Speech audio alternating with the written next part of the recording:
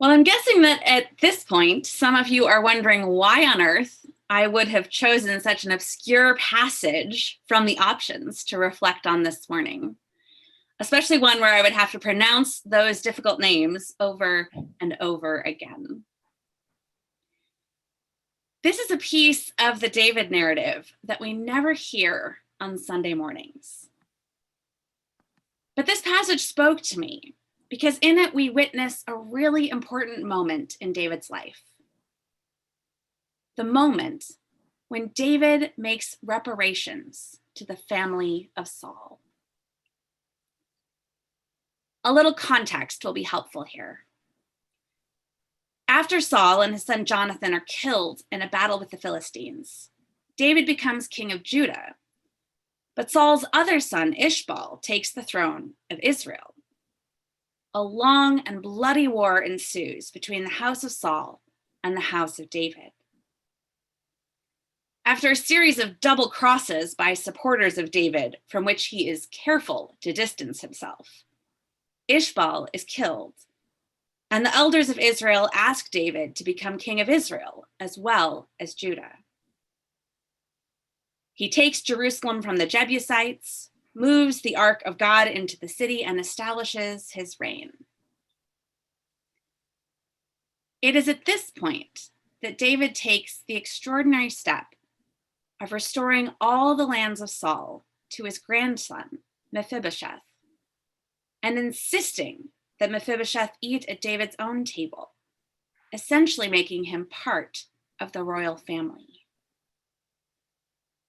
David does what is in his power to repair the relationship between these two families and to make restitution for the harm that was caused in the course of the war. That is why I called it an act of reparations.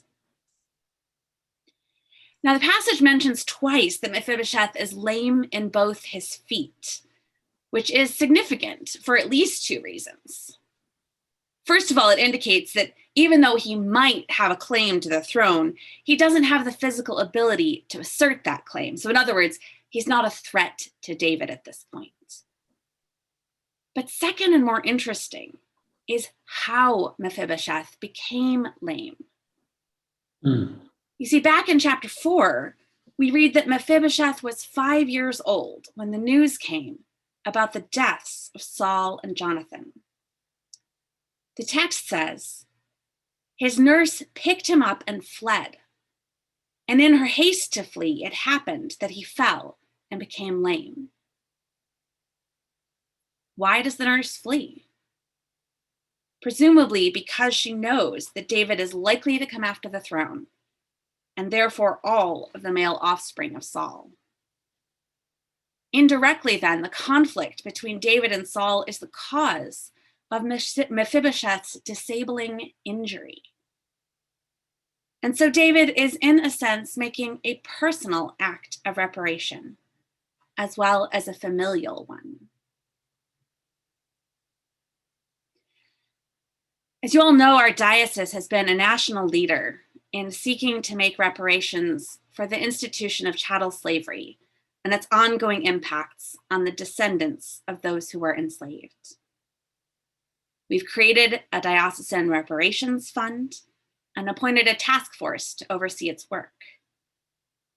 Our bishop has testified to Congress in support of House Resolution 40, which would establish a commission to study and develop reparation proposals for African Americans. These are important steps, but the work of reparations cannot be carried out solely by our diocesan leadership. In the same resolution which established our Diocesan Reparations Fund, the convention also urged, quote, all congregations and affiliated schools in the diocese to prayerfully consider committing a percentage of their endowments or other resources to this fund. Now I'm going to take a minute to brag about my congregation at this point. St. Luke's Eastport is one of the smaller parishes in our diocese. Before the pandemic, our average Sunday attendance was about 42. Every year, we pass a deficit budget. We don't have an endowment. We have a modest investment fund, which we're drawing from at an unsustainable rate. It was not easy to bring this diocesan resolution to our vestry and ask them to consider contributing. After all, St. Luke's was founded long after chattel slavery was abolished. Why should we commit to diocesan reparations for something that we were not a part of? But of course, we were a part of it. We are a part of it because we belong to this body that is the Diocese of Maryland.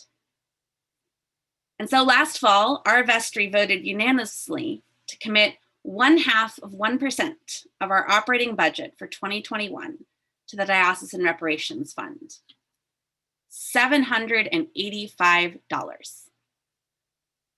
And in the spring, they extended an invitation to the church members to make additional contributions above and beyond that amount. The generous response means that we will be sending $3,030 to the Reparations Fund, a huge amount for a church with our limited resources. Now, we know that reparations is about a lot more than money. And as a predominantly white congregation, we also have to engage in ongoing self-education and self-examination. And so we had 18 leaders participate in the Diocesan Anti-Racism Workshop this year. We're reading The Church Cracked Open by the Reverend Canon Stephanie Spellers. And we're reevaluating our mission statement, our ministry priorities, our operations, to identify ways that we can address racial inequity within our church, as well as in our wider community. I'm not sharing all of this to toot my own horn or make the people of St. Luke's seem saintly. This is hard work. I'm sharing it to encourage you, to challenge you as leaders of the congregations in this diocese to do the same work where you are. King David is not always the best example of a moral or even merciful life. But in this case, he got it right. He restored what had wrongfully been taken away. He repaired a relationship that he was only partially responsible for breaking. He showed the kindness of God when there was no requirement for him to do so. Let all of us strive to do likewise. Amen.